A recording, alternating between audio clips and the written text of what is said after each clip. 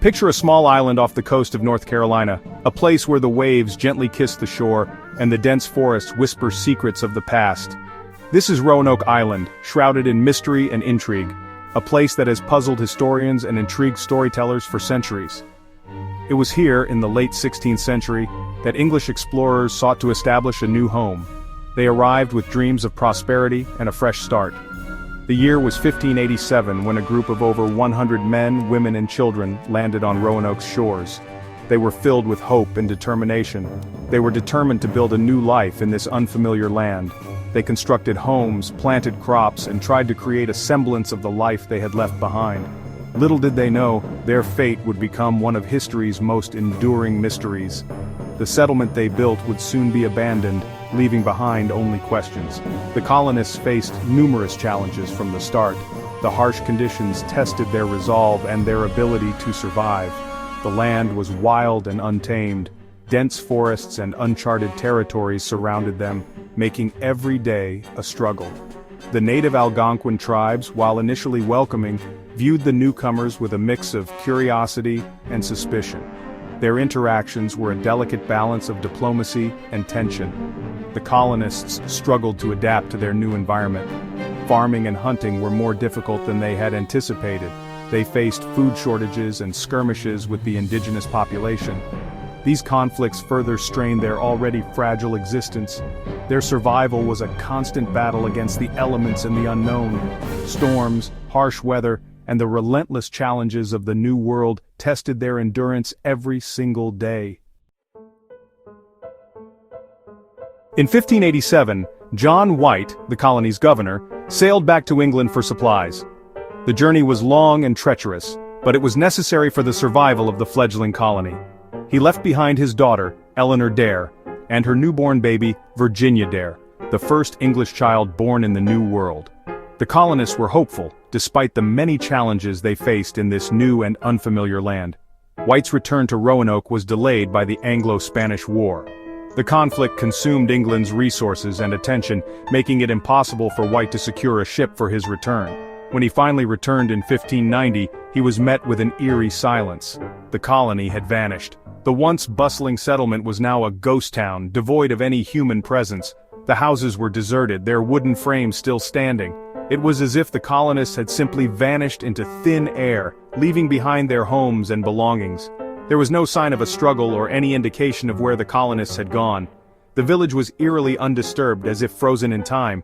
The only clue was the word Croatoan carved into a post. This cryptic message hinted at a possible destination but provided no clear answers. And CRO etched into a nearby tree. These markings were the only evidence left behind by the missing colonists. These cryptic messages offered little solace to the worried governor. John White was left to ponder the fate of his family and the other settlers.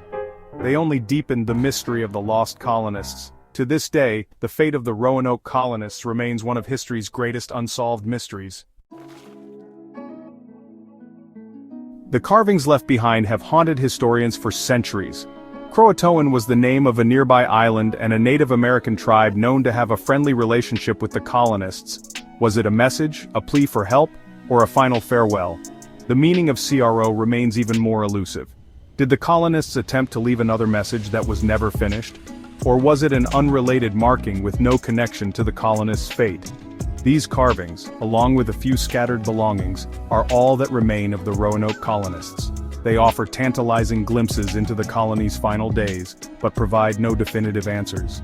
The mystery of their disappearance has captivated imaginations for centuries, spawning countless theories and speculation.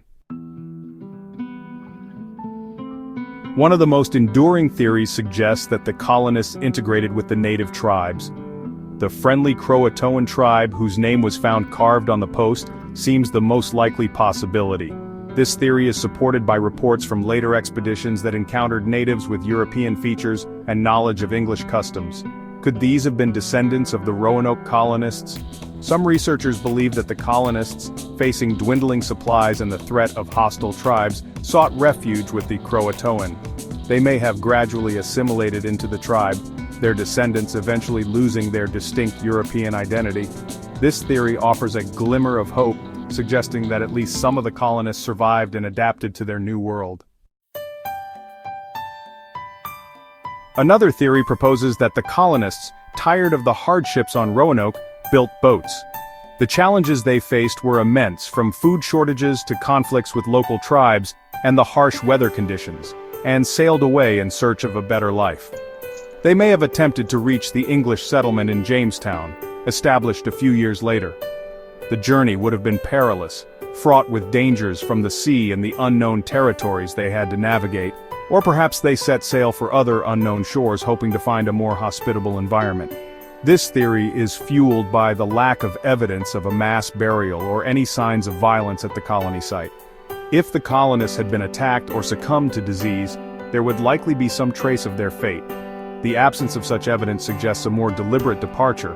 However, the colonists would have needed considerable resources and shipbuilding skills to construct seaworthy vessels. They would have had to gather materials, design the boats, and ensure they were sturdy enough for the journey.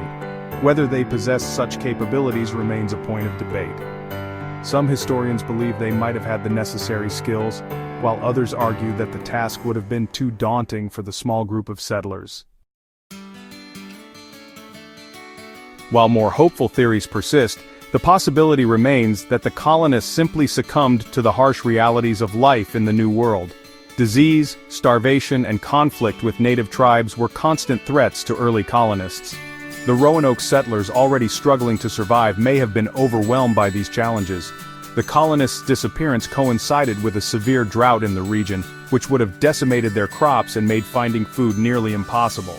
Weakened by hunger and disease, they may have been easy targets for hostile tribes or simply perished from exposure to the elements. This grim reality, while difficult to accept, serves as a stark reminder of the unforgiving nature of the New World.